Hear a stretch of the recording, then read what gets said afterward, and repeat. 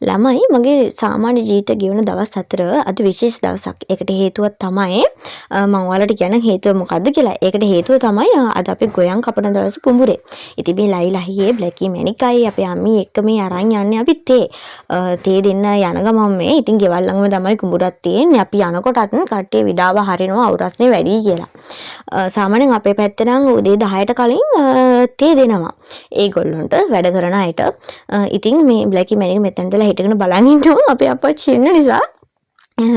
කටහඬ ඇහෙන හොඳට බලාගෙනත් ඉඳලා ඔන්න ඉතින් එයත් එතනින් යනවා මාරු වෙලා මේ වතුරේ මාරු වෙලා ඉවර වෙලා දැන් මේ තේ දෙනවා අපි බ්ලැකිත් හොඳට බලනවා ඉතින් මේ ඔයාලට පේන්නේ අපේ කුඹුරු යායෝ ගොඩක් රස්නේ මේ දවස්වල කුඹුරු වැඩ කරන අයට ගොඩක් අමාරුවෙන් තමයි වැඩ කරන්නේ ඔළුව කැක්කුම් ඇඟපතේ වේදනාව හොඳටම වැඩිලු මේ දවස්වල අවුරස්නේ වැඩ නිසා පහුගිය දවස්වල අපි වර්ෂාව තිබ්බ නිසා අපි සීතල කාලගුණයකට හුරු වෙලා තිබ්බ ළමයි ඒ නිසා තමයි මේ රස්නේ කාලගුණේ ගොඩක්ම අමාරු අපිට දරා ගන්න ඒත් එක්කම අපි දැන් මේ දවල්ට කෑම හදන් ඇවිල්ලා අපච්චිට එහෙම මේ එන්න කියන්න තමයි මේ යන්නේ පහලට කෑම කන්න. ඉතින් ළමයි මේ වීඩියෝ එකෙන් ඔයාලට පේනවා ගොයන් කපලා අතුරලා තියෙනවා. මේ තියෙන්නේ ඉපනැල්ල උඩ තමයි මේ තියලා තියෙන්නේ ගොයන්.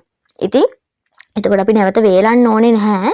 මේ විදිහට වේලුනහම මේ නැත්තම් අපි වී අස්වැන්න ලබාගෙන අපි නැවත වේලනවා. ඉතින් එහෙම කරන්න ඕනේ නැහැ. මෙහිම වේලුවාම. එතකොට අද දවසේ ඔහම වේලෙන් හැරලා අපි හෙට දවසේ තමයි ගොයන් මිටි බැඳලා කමතට අරගෙන යන්නේ. ගොයන් පා ගන්න. ඒ කියන්නේ අස්වැන්න ලබා ගන්න. ඉතින් මේ ඒ දවස්වල අපි ආතම මෙහෙම කතාවක් කියලා තිබුණා මට. සුදුනෝනේ ඒ දවස්වල මේ දැන් කාලේ වගේ නෙමෙයි. ඒ දැන් කුඹුර වල වැඩ කරන්නේ කට්ටිය මුදල් වලටනේ. ඒ දවස්වල අත්තමට වැඩ කරේ කියලා කිව්වා. ඒ කියන්නේ මුදල් නැතුව ශ්‍රමයෙන් තමයි දායක වෙන්නේ. ඒ කියන්නේ අපේ කුඹුරේ දැන් අද දවසේදී කෙනෙක් වැඩ කරා නම් අපි එයාගේ කුඹුරේ දවසක් වැඩ කරන්න ඒ වෙනුවට යනවා අපි. මුදල් පරිහරණය නොකර අත්තම් ක්‍රමයට තමයි ඒ දවස්වල වැඩ කරා කියලා කිව්වේ මමත් එක්ක. ඉතින් එයා කියනවා ඒ දවස්වල හරි ලස්සනයි ඒ කාලේ කියලා. මොකද තමන්ගේ වැඩක් විදිහට හිතාගෙන ඒගොල්ලෝ වැඩ කරනවලු අනුන්ගේ කුඹුර ගොනත්.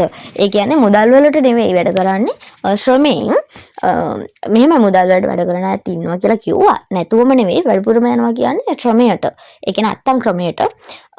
ඉතින් අතම කිව්වා ඒ දවස්වල හරි ලස්සනයි. මම ඒ කතා ටිකත් කියන්නම්. එයා ලස්සන කතා ටිකක් මට කිව්වා. ඒවත් මම අදාළ වීඩියෝ වලට මම සඳහන් කරන්නම්. ඉතින් මේ පේන්නේ ගොයන් කපන අවස්ථාව ඒ වගේම ඈතින් කොක්කු පේනවා.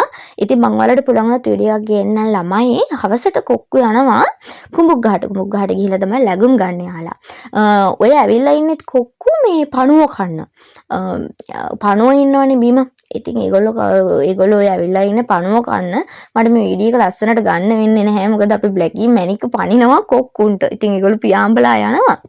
ඉස්සරහට මේ වීඩියෝ එකත් මේ වීඩියෝ එකෙම පේනවා.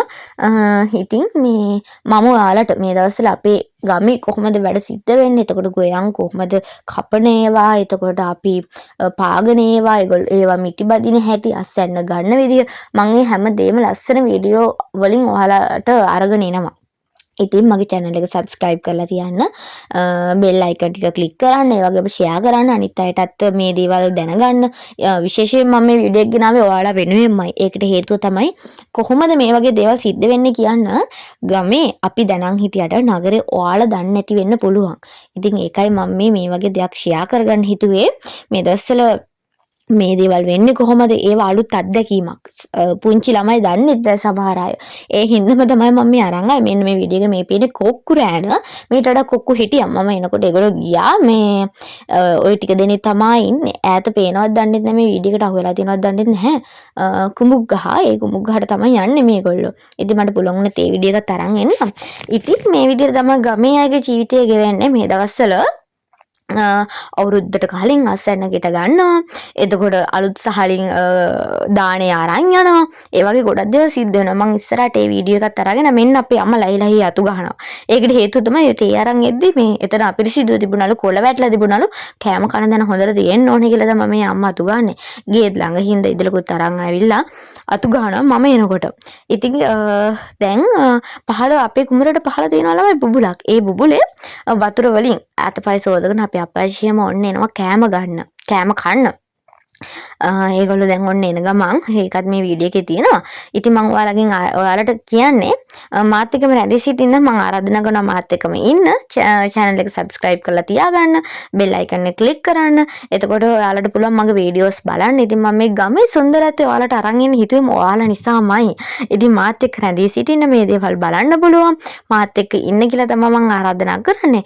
ඉතින් මේ කුඹුරේ මේගොල්ලෝ ගොයන් කපලා ඇවිල්ලා ඉන්නේ දවල්ට කෑම ගන්න. ඔන්න අපේ බ්ලැකී මැන් එකත් ඉන්නවා. බ්ලැකීගෙත් වීඩියෝ ටිකක් අරන් එන්න මම බලාපොරොත්තු වෙමින් ඉන්නවා. ඔයාලා මාත් එක්කම ඉන්න. එතකොට මේ අලුත් වීඩියෝ බලන්නත් පුළුවන්. ඒ වගේම තමයි අලුත් විස්තර ටිකක්. එහෙම නැත්නම් අලුත් තොරතුරු මම අර ඔයාලට කිව්වේ මගේ අත්තම්මා කිව්වා කතා ටිකක් ඉස්සර කාලේ ලස්සන ඒවා කියලා. ඒ ටිකත් අරගෙන මං එන්නම්. ඉතින් මාත් එක්කම ඉන්න.